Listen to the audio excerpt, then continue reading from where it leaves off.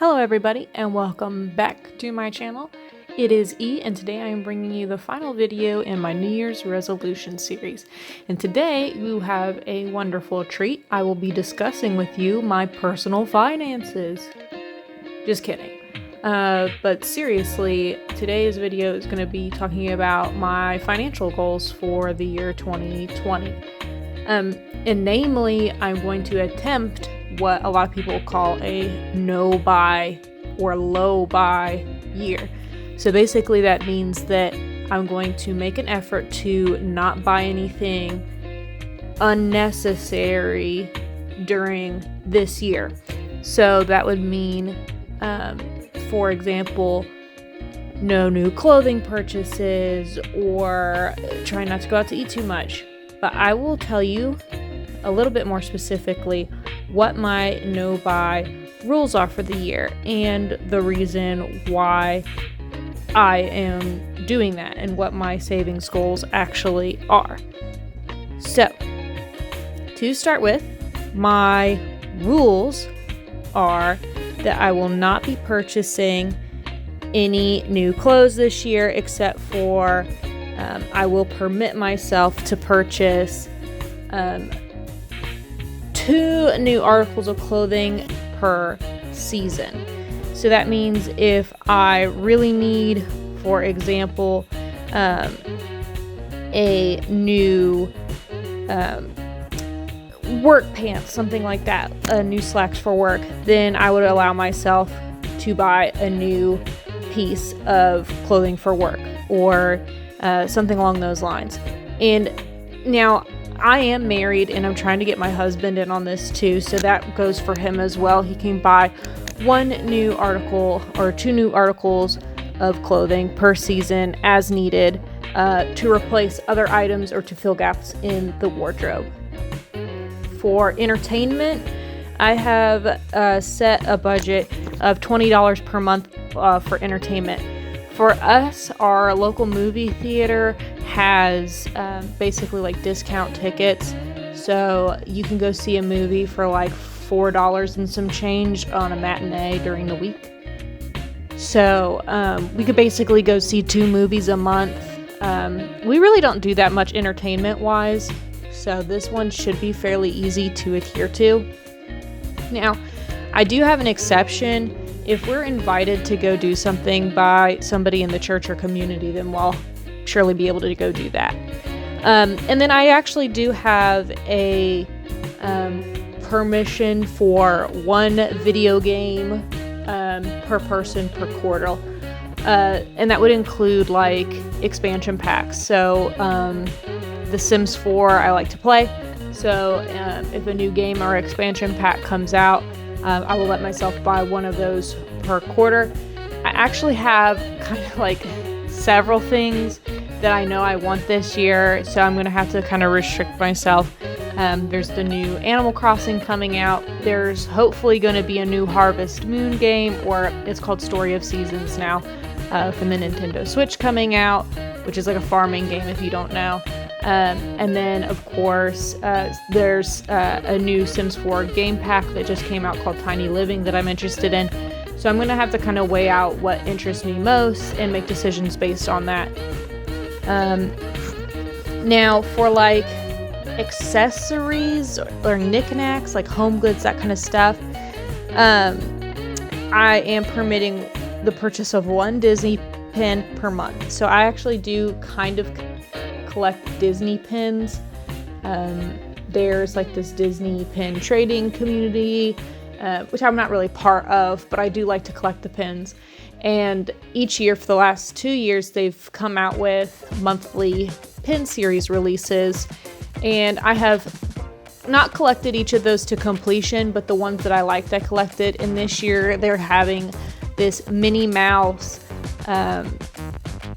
Parks Attractions crossover pin series release each month, and it actually looks like it's going to be really cute. So I've already purchased the first month, which was Space Mountain, and I'm waiting for that to come in the mail. So I do allow myself to purchase 1 of those per month. If one comes out that I don't like, I won't buy it, but I do permit myself to buy 1 of those, and I do permit the purchase of craft supplies as needed for specific planned projects. So I'm not just going to go to Hobby Lobby or whatever and just buy everything on clearance. If I have a project I'm doing and I need something specific, I can go out and buy what I need to complete the project. For home goods, no small home decor items. So no paintings, no art prints, no tchotchkes and knickknacks. But I do permit that we purchase storage solutions if we need it. So if I decide that we need more like storage tubs or stuff like that, I'll allow that. No furniture, except for we do not have any end tables in the living room. So if we decide we want end tables, we can buy some of those, but I'm not sure if we will or not. We'll have to see. Now for travel, I will let us do one trip of less than $1,000 this year. We don't have that much vacation time anyway, but if we do decide we want to take a trip, I want it to be kind of a low-key, locally kind of thing. Probably not going to fly anywhere. And then for food, obviously you have to buy food. We actually got a lot of gift cards for Christmas, so we can use those on an unlimited basis. We can eat out once per month when we're not using gift cards, or if we're not with a member of our church or something like that. Our groceries, I'm going to try not to exceed $300 per month in food. So we'll have to kind of make plans to, come up with less expensive dining and stuff like that. And cleaning supplies, toilet paper, and stuff like that's not going to count towards the $300. Like those things can be purchased on an unlimited basis. Like if we need cleaning supplies, we need cleaning supplies. And then also I put on here that we're going to limit the purchase of sweets to once per month, which is difficult for me. I have a major sweet tooth, but this kind of goes into the last video I made of like trying to lose weight. I don't want to be buying boxes of cake mix and brownie mix and stuff like that, because we just don't need all that sweets in the house. We don't need all of that sugar in the house. And it's not that I don't like sugar or whatever. I'm not trying to cut sugar out of my life. I know I can't do that, but I just don't want to bake a cake and then the two of us eat a whole cake, or bake a sheet of brownies and the two of us eat a whole sheet of brownies. And it's wasteful if we don't eat it, and it's bad for us if we do eat all of it. So it's kind of a lose-lose. And then as far as makeup goes, I'm not going to buy any new makeup this year unless I need it. So if I run out of foundation or something like that I need, I'll purchase new makeup, but I'm not planning to. So the reason for us trying to save money this year is that we are hoping, depending on how it goes, to expand our family this year. And so we definitely want to have some money saved up for that.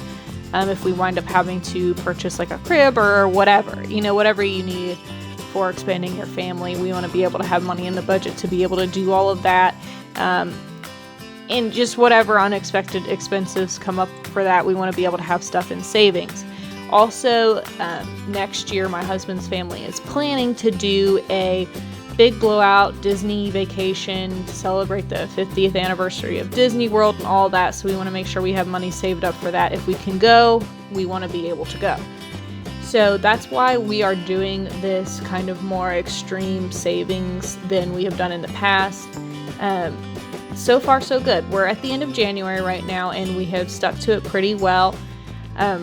We've done really good with the grocery shopping, and actually we just got a bunch more gift cards from people for Walmart, so our groceries are kind of not costing us anything right now, so that's really cool actually, and we're really thankful for that.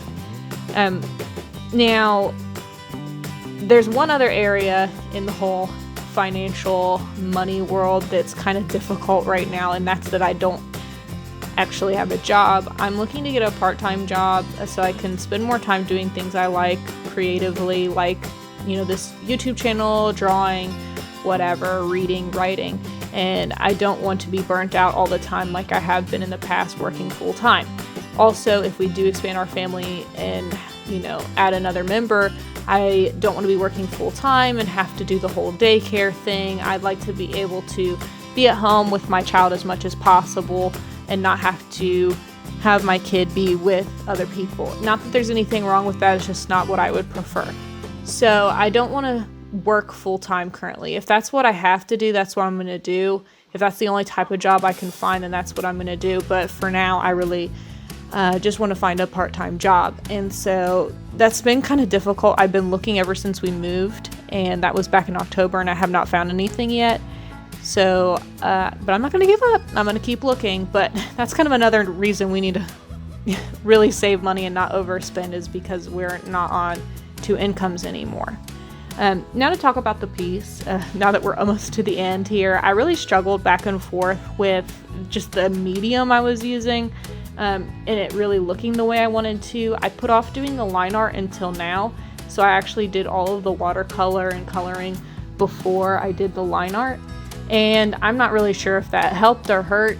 And I thought that the background was too dark and all this, so I was going back and forth. You'll see me do it here in a minute. I bust out acrylic paint, and I actually paint a white outline around it. And I think the end result actually was really cool. It looks really graphic, almost like graffiti.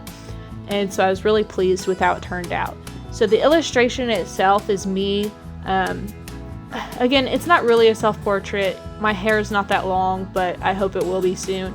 But I'm clutching onto a piggy bank. I'm dressed kind of like Scrooge McDuck. I've got the top hat, the little bifocals, the cane, and he wears red and blue, so that's what I've got on. So I'm dressed like Scrooge McDuck.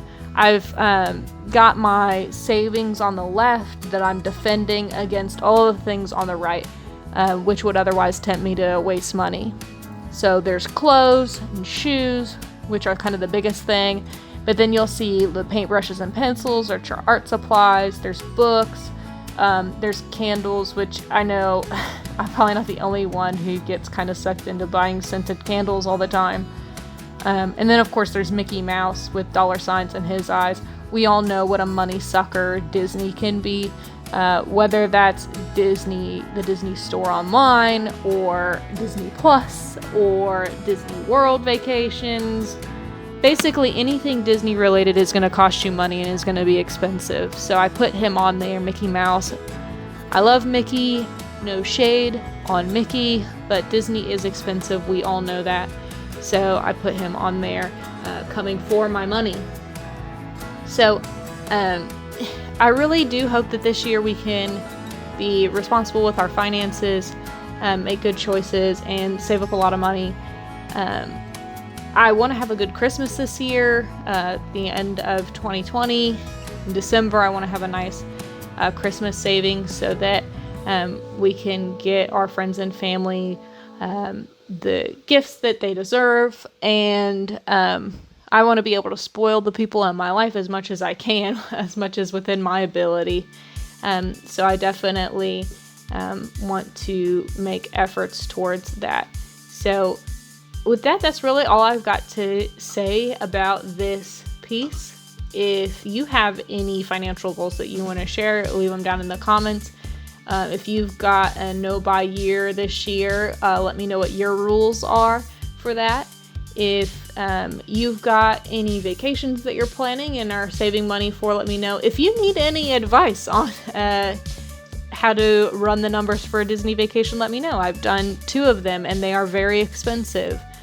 So I know that when we go next year, we'll need a lot of money for that. And if you need any advice on ways to save money, what is the most cost-effective way to do dining, just let me know. I will help you out if I can. Of course, there are so many resources online for that kind of stuff. There's so many resources online for saving money. I want to give a shout out to Disney Kitty, which is one of the YouTube channels I follow on here. She has started a no-buy year, and I was really inspired by her. She led no-buy month a couple years ago, which really helped me save money. And I was just doing it to do it, but I was shocked to see how much money we just waste being frivolous. So it's really eye-opening. So you should check out Disney Kitty and learn about her no-buy year too. And with that, I hope you all have a great day. Bye-bye.